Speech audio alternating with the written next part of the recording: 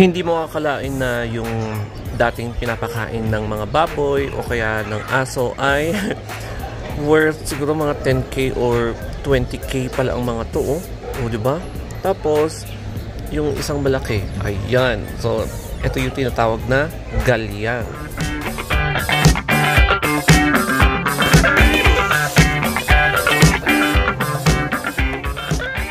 As a brief na description kung ano nga ba itong plant na ito, ayan, it is called as Cyphosperma milkhusi. O, diba? Parang may sperm. Native ito sa Southeast Asia and Oceania and sa mga ibang tropical parts ng Africa and sa Amazon. Kaya abundant ito sa mga rainy na lugar. Tapos malaki siya and niluluto talaga siya as a food source. Ayan. Kaya dahil kay Gretchen Pulido, ayan, biglang nag-usbungan na naman ang ganitong klaseng halaman. And sorry mga cactus, ayan, meron ng bagong favorite which is itong giant taro. Sa totoo lang, kasalanan ito ni Gretchen Pulido kasi alam mo yon, hindi mo inaasahan na yung isang, ayan, giant swamp taro na ganyan, o diba, i-close up look natin kung pwede dito. Ay, hindi, ayaw niya. Ayan, no. Ayan, hindi natin inaakala na biglang sisikat ang plant na yan. So, meron pa dito ang daming mga wild na ganyan na parang dahon lang talaga. So, wait lang, maghanap pa tayo ng iba. Ayan, so napapalibutan siya ng sayote, pero kung titignan mo talagang hindi mo inaakala na sisikat yung ganitong klaseng taro. Ayan, giant swamp na ayan, na halaman. O, diba? So, maghahanap pa tayo ng iba. Ito na yung closer look. So, titignan natin yung itsura ng giant taro na yan. So, ayusin ko na yung camera. Ganyan. Ganyan siya, guys. O, diba?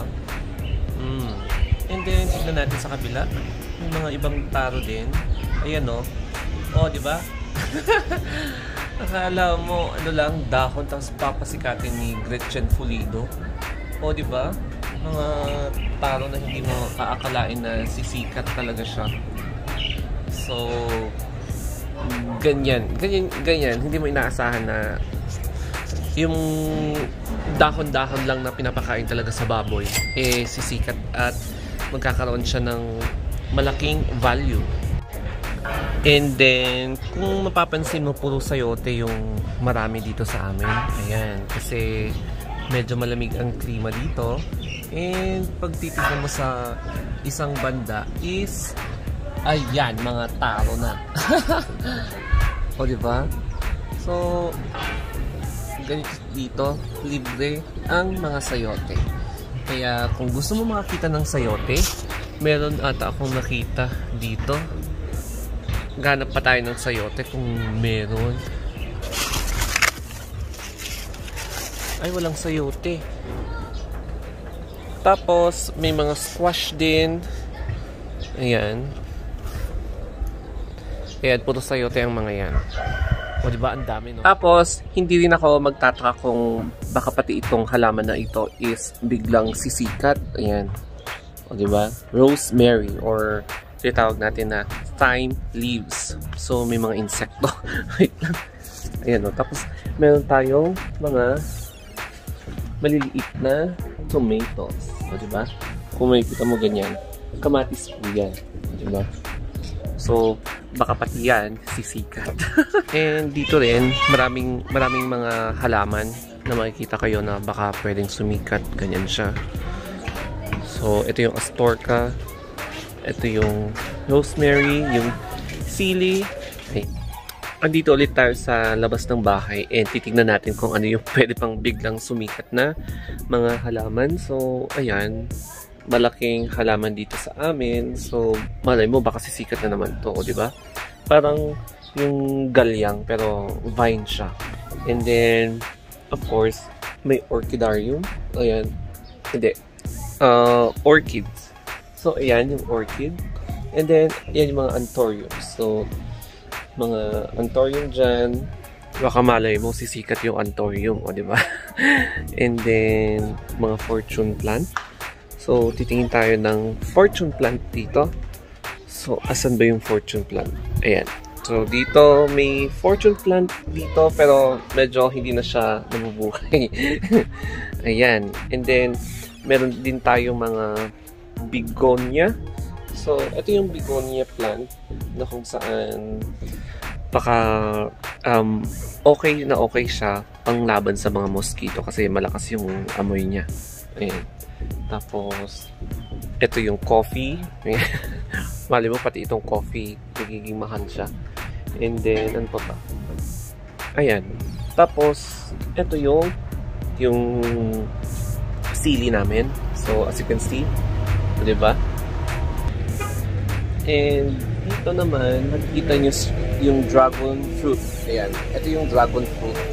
So, matagal pa siyang magbunga. So, sana magbunga siya para ma-taste natin yung kanyang fruit. O, diba? And dito naman, yung hindi ko na alam kung ano mga halaman to. So, ito yung palm tree, and fortune plant na iba. Ito yung avocado ata. Ayan. And then, fortune plant. Tapos, yung mga ibang palm trees. Ayan. So, malay mo, baka in the future, baka sila ang sasapaw sa galyang or sa cactus. Tapos, ito yung golden bush. Tapos, ito yung seeds niya.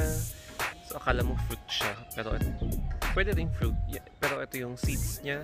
Tapos, kapag hindi mo siya tinitrim, ayan, lalaki at lalaki itong bush na to. So, it's like a bush tree. Pero, bush talaga siya. Golden bush. And, as you can see, yung mga ibang halaman namin dito, ganyan siya. And then, yung bougainvillea na wala ng halaman ngayon. O, diba? And that's it, guys. Before we will end this vlog, let's enjoy itong view sa background ko. So, ganito yung itsura sa background ng bahay. So, ganyan siya. And, let's enjoy the cool breeze here bago umulan. And I hope nagustuhan nyo itong vlog ko. Kung may questions lang kayo, mag-comment down below lang kayo. And of course, subscribe to my YouTube channels. Ayan. And then, if you want more or gusto nyo pang magtanong sa akin, just reach me out in my Facebook page, Instagram, and Twitter, The Story of Anthony. So hanggang dito na lamang po. Thank you guys and have a nice day.